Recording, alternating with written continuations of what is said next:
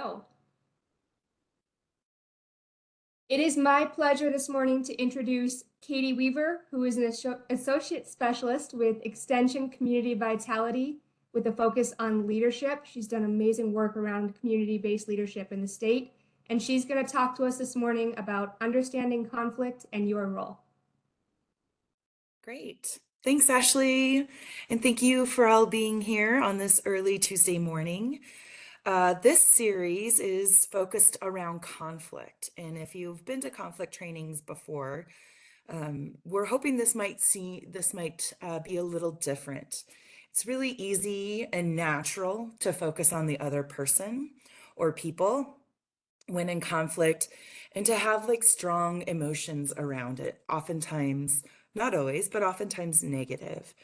I've done a lot of work across the state over the last, few decades, and we have a lot of folks who like to prefer to avoid conflict. And there are a few that actually enjoy conflict, and it is a space that they feel is a strength. So today, we're actually going to try to kind of remove both negative and positive emotions and have you look at it neutrally and being curious and observing and noticing and seeing what we can learn. And this series is about focusing on yourself, understanding what kind of conflicts do you find yourself in? How do you typically react? What do you need when you're navigating conflict?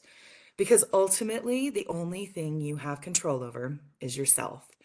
So, those of you who showed up for an easy fix on how to um, fix that other person you're in conflict with, I apologize. This is not the space for that.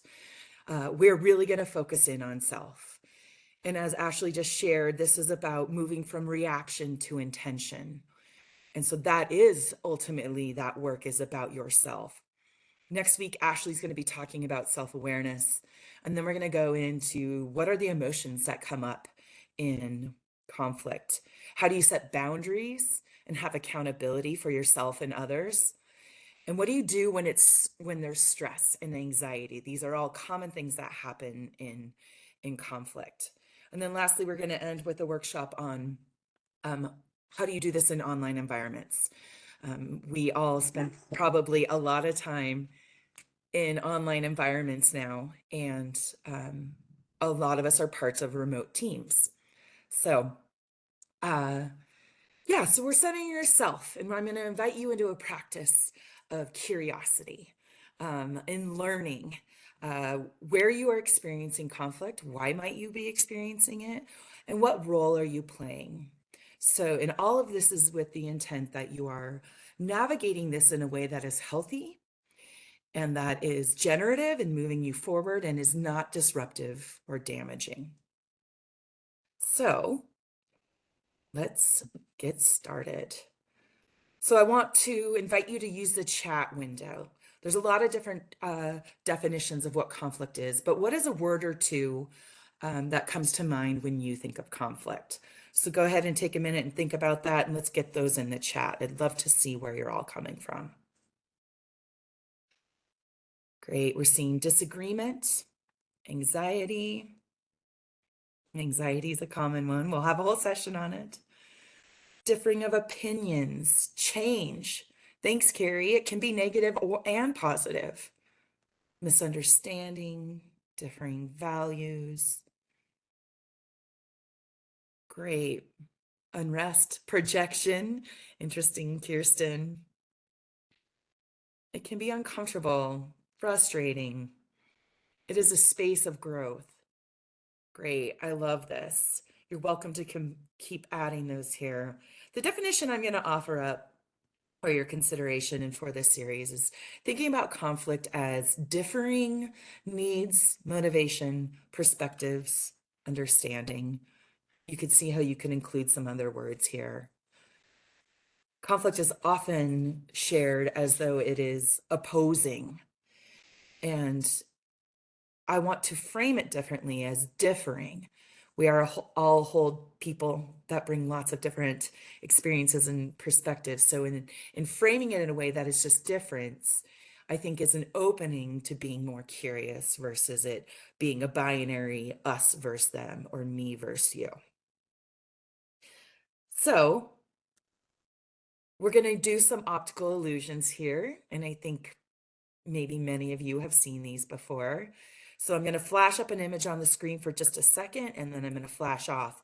And I'm going to ask you to type in the chat window, what do you see? So it's kind of quick. What did you all see there? We have some birds, some ducks, lots of birds. Oh, Amma, we have someone who saw a rabbit and a bunny. Great. How are you all seeing different things? It's only one picture, right? Well, this is probably a common one you've seen before.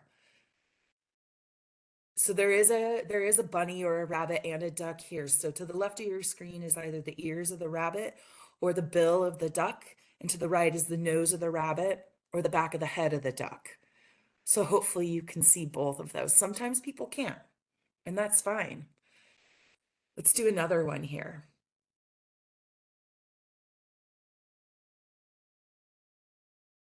Okay, in that picture, what did you see? It was kind of fast. Tree, faces, two people. Someone saw both. They saw the trees and the faces. Great. Trees, but the legs right away. I was wondering. Thanks, Yvonne. I was wondering if anyone was going to see some legs in there. I was looking at this picture quite a bit recently, and I'm like, maybe someone will see the two faces, sorry, and then in between the white space is the tree. And then those black parts in the middle might look like some legs to folks as well. So I don't think this will surprise any of you, but really what's behind this, right, is just an illustration, an important demonstration of we all see things differently. Now, if we all see things differently when the stakes are very low and we're just looking at a picture online, the likelihood that we are seeing things differently when in conflict, when emotions are starting to rise, is much more likely. So, what you see is based on many things, right? We are whole humans that bring a lot of experience, our strengths, our personalities, maybe our day-to-day environment with us, and we don't operate in a vacuum. Emotions are a part of who we are. And when you think about all those lenses and all those different experiences or those frames or those layers that make you are, you're pretty unique. So, as I'm going to ask you for some practice as you leave here today, is start thinking about what those different lenses or layers are that make you unique, that make you see the world or interactions with others in a way that might be different than the other person or other people in your group. So let's jump to a few more things. So, what causes conflict, right? There are a lot of causes of conflict. And there's some that are really common that rise to the top, but every situation is unique. So sometimes they're very kind of maybe more process informational oriented things like what are the goals of the group? What's our process? What is the information we're bringing? And sometimes they get more complex and they move into things like values or opinions and emotions come up. So there's a lot of different causes of conflict and taking a pause when you're in conflict to try to understand what is actually going on here. Trying to get to the root cause can be really important. I've done work in communities for many, many years. And for me, my experience, the one that comes to the surface the most, and I work with a lot of community groups, right, that are maybe volunteer. Um, and they're often missing clear expectations and roles for their members. And if they exist, they don't have a clear communication of what those are. So when people don't have the sidebars of who are we, why are we here, and what are we doing, that can be, in my experience, a ripe space for conflict to arise. So lots of things that cause conflict.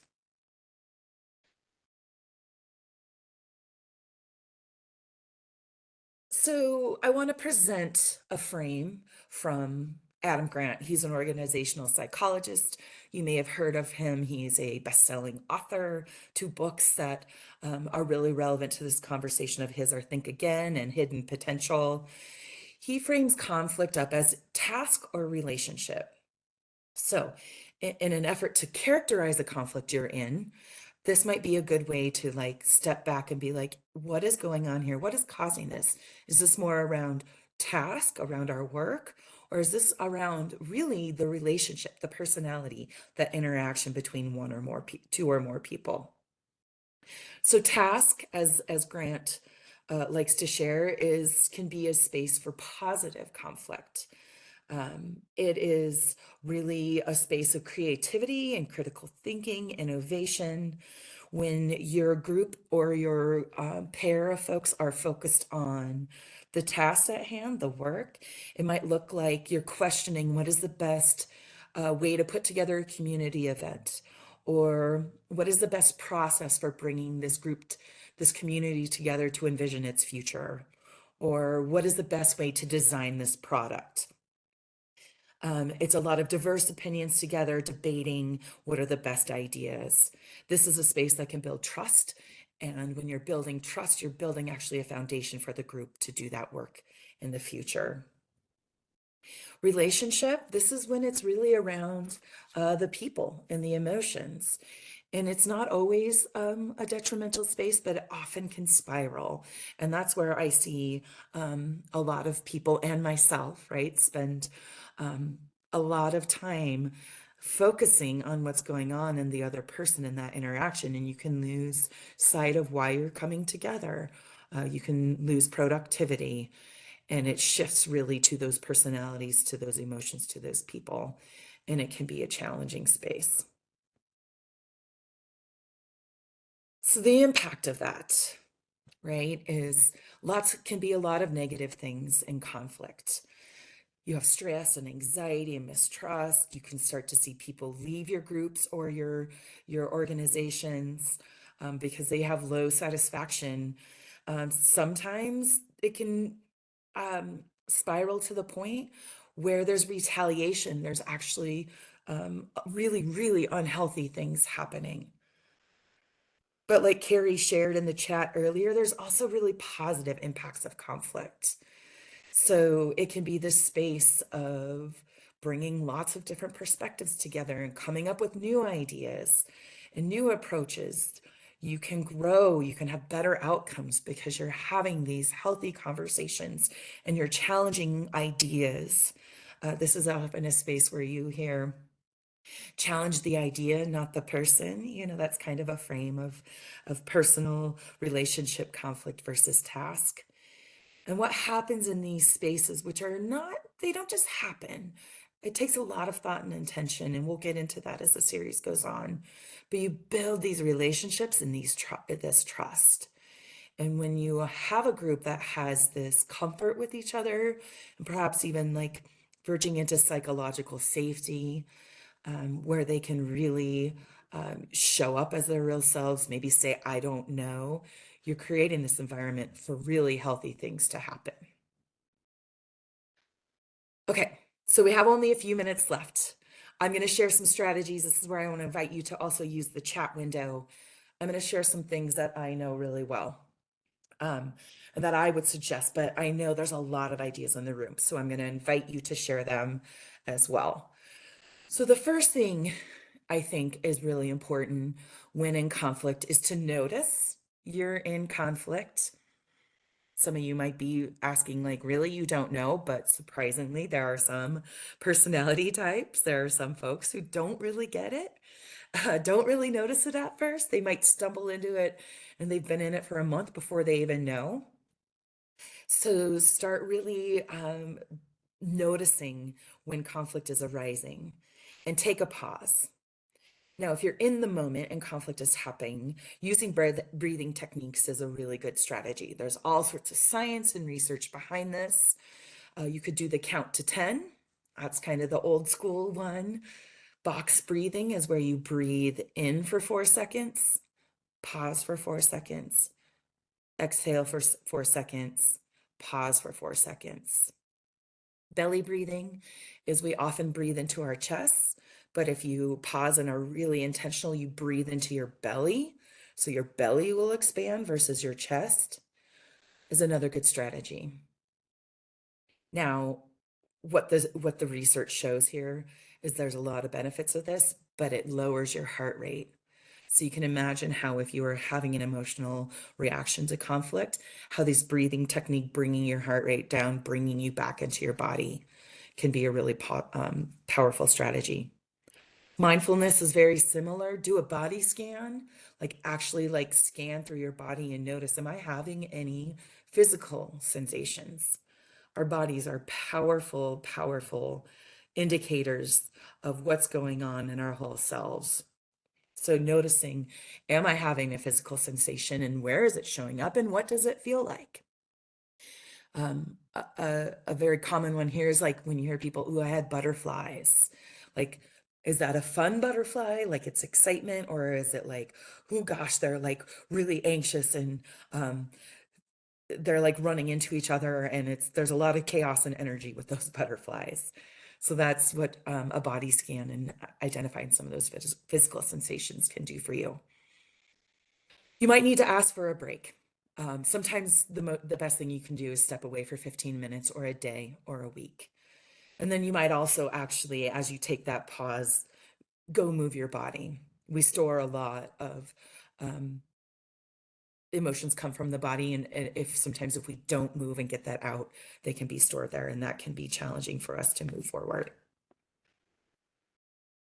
So next is be curious.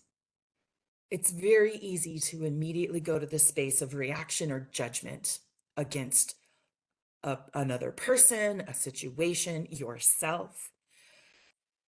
So try to pause and suspend that. Just put that to the side. Recognize you're having it and then just put it over here on the side and ask for a break. That creates an opening for you to really be in a learning mindset of what is happening here, not only for the other person, yes, but for yourself.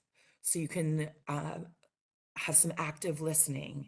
You're asking open-ended questions. You're checking for understanding. Where is the other person coming from? You might ask some questions like, can you tell me more about, or help me understand? That might be some probing. Or you might mirror back to them or summarize what I heard you say is that accurate? So this curiosity strategy is all about putting yourself in a learning mindset of what can this situation, this interaction, this conflict tell me that I can use moving forward? Because if our goal here is to have better interactions and to navigate this in a healthy way, learning about what's happening is really important. So the last strategy is reflect and process. Now, when you step out of it, I think it's important to take some time to be like, okay, what just happened? A lot of folks like to journal or write. Um, you can do that really specifically of like, oh, this is what happened and this is how I reacted. Or it might just be free writing. Find someone you can talk to and process through with it. When this person really gets to know you well, they might have some great questions they can ask back to you that help you better understand what your role was in it. And through both of these kind of reflection and processing, you can start to differentiate between what happened and your reaction. That is a powerful space because we need to know and understand ourselves, right? We need to start identifying where do we get triggered and why might we get triggered? And do we have trends? Is it a problem with this person and their personality? Or do I just not have enough information or am I not being heard? So as you reflect and process this, it just builds more information for you um, moving forward. So a last few things, I know I'm a couple minutes over. Your role, remember, you only have control of yourself. It's really critical that you don't spiral out of control in a space where you have no impact. You cannot change that person. They have to choose to change themselves. You can do things that encourage that, but really, that's not where we're at here. We're talking about you only can control yourself. It's really important to be mindful of your response. shared some strategies, but if you're moving from reaction to intention, starting to be mindful of how you respond in conflict and what your goal is can be really a game changer. And then this whole learning mindset, right? Leading with curiosity and seeking understanding. You're building your skill set and your ability and your tools to navigate conflict in a healthy way for yourself, for your others, for your group, for your organization, and really for the reason why you come together. So that is the end. I will pause there. Um, and Ashley, I don't know if there was any questions that came in, but I'd love to um, see if folks have any questions. Please put them in the chat. We don't have any yet, but I imagine that people are thinking about all this. That was great information. Great. And here's an invitation as hopefully you're putting some stuff in the chat. Ashley spends a lot of time in the conflict space as well. As we're waiting for folks or maybe some questions to come in, Ashley, what came up for you here? Is there anything you would kind of add to this conversation of starting to frame conflict around self-awareness in your own work? What advice do you have for the group? Yeah, that's a great question. I appreciate it. And I would say, and I'm sure that we'll hear some of this when we talk specifically about emotions, but understanding your triggers and recognizing when you start to fall into conflict, it's often easy to tell when we are deep into that emotional response, but trying to catch it before you get that far, it's a lot harder. And being just really self-aware about what that looks like for you it can be incredibly helpful. And reiterate what you said earlier, give yourself permission to pause any conversation. You aren't serving yourself or the relationship or the outcome if you try to just muscle through in that emotional response. So I think that is great advice. Ooh, we've got some thoughts coming in. How do you control facial expressions? Great question. I'm a firm believer in practice is so important. I learned some years into my professional career that my facial, like folks would be reading my facial expressions and they actually wouldn't be um, what I was feeling behind the scenes. So they were actually being misinterpreted. And that gave me a lot of insight of like, oh, I actually need to, as much as I prepare myself and going into a meeting of what are the notes I need and what are the um, what are my ideas I'm bringing? I need to prepare myself, my body, and my physicality. So I would just say practicing that. I think that finding someone you know and trust to be like, hey, in that meeting, can you give me some feedback?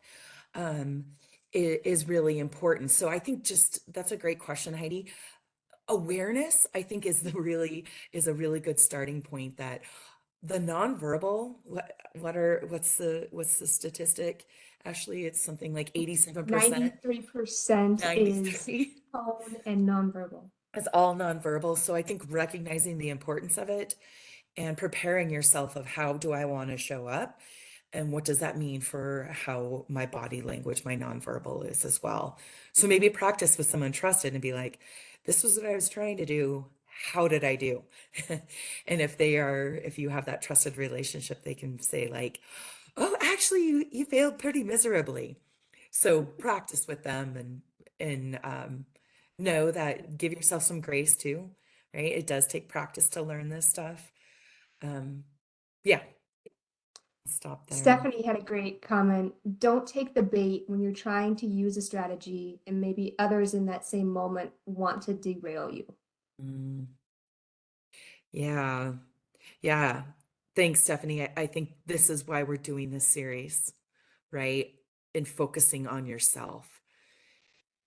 If all you're focusing on your energy is on the other person, you are focused in putting all your ability into a space that you have very little ability to impact.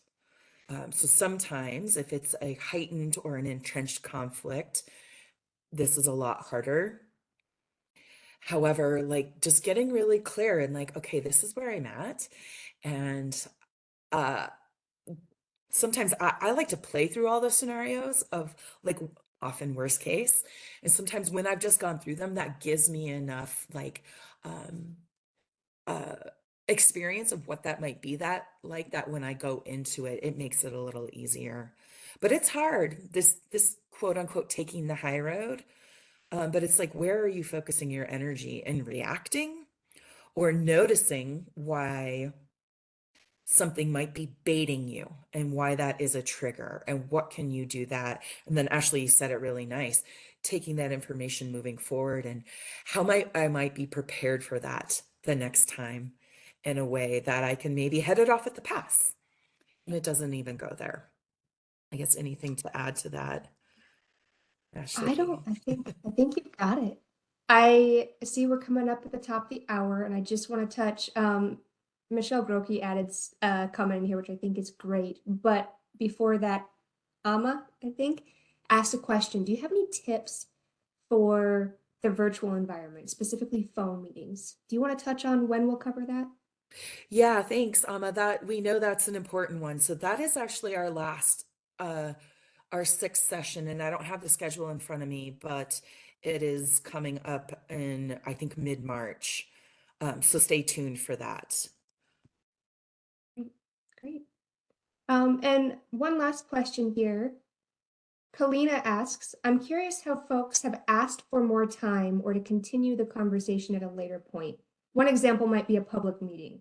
How do you slow down time to process and collect yourself in a situation or environment that's less conducive to revisiting the conversation? This is a whole session, right? This is such a great question. Thanks, Kalina.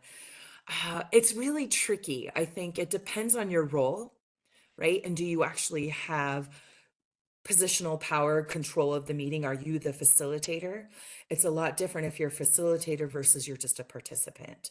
So I think starting with, uh, kind of what is within your ability in that situation, and if it's something that's reoccurring and you're not the facilitator, I would actually go to the facilitator and make sure they're aware of it. They can start to track that stuff. It's really hard to notice all the things in a meeting. And if someone is having that, just making sure it's aware. If it's you, I think there takes some boldness. Listen, I like to do this in a lot in a meeting. If I notice some body language, I say, listen, I'm sensing that, there's some folks who have some more questions or are feeling uncomfortable. And the facilitator can provide a little cover for folks. Let's take 15 minutes. And then as that facilitator, you might go over to the people. But sometimes, and I'll wrap it here, I know I'm at the top of the hour, um, it's just that self-awareness. And sometimes you just need to step away. And if you're not in a position to step away, find that processing buddy and see what you can learn. So if it's something that's triggering you in the future, how you can best navigate it. There's no easy fix here. And so this is a conversation many of us in Extension, I know we have a mix of public and Extension here, we really love and we recognize there's no easy one straightforward answer. So please reach out um, to me, Ashley, other folks, and we're happy to continue the conversation. But next week we'll be back here the same time. Ashley will be doing a deeper dive in how you cultivate self-awareness. So I would just say thank you all for being here and um, enjoy your morning. Thanks, Ashley. Thanks all. Thank you all.